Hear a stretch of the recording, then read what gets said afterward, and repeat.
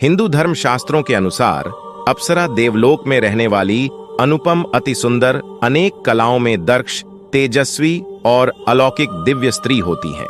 वेद और पुराणों में उल्लेख मिलता है कि देवी परी अप्सरा याक्षणी इंद्राणी और पिशाचिनी आदि कई प्रकार की स्त्रियां हुआ करती थीं।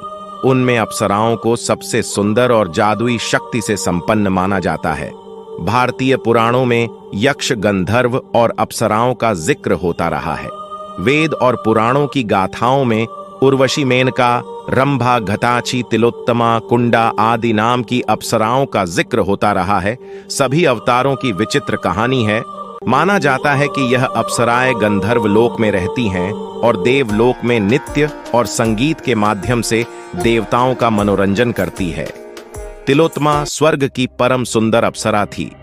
पुराणों के अनुसार इनकी सृष्टि करने के लिए ब्रह्मा जी ने संसार भर की सुंदर वस्तुओं में से तिल तिल भर लिया था।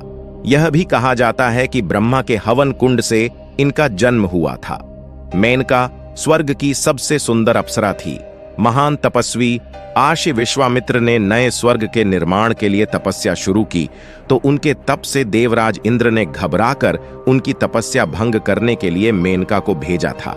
उर्वशी श्रीमद् भागवत के अनुसार उर्वशी स्वर्ग हिमालय के उत्तर भाग की सर्वसुंदरी अप्सरा थी।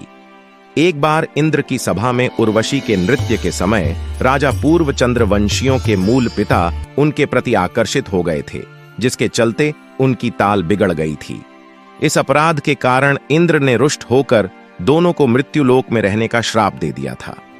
रंभा समुद्र मंथन के दौरान प्रकट हुई थी और दूसरी कश्यप और प्रधा की पुत्री थी। यह एक शोध का विषय हो सकता है। इंद्र ने देवताओं से रंभा को अपनी राज्यसभा के लिए प्राप्त कर लिया था। रंभा अपने स्वरूप और सौंदर्य के लिए तीनों लोक में प्रसिद्ध थी। अलग अलग मान्यताओं में अप्सराओं की संख्या 108 से लेकर 8 तक बताई गई है।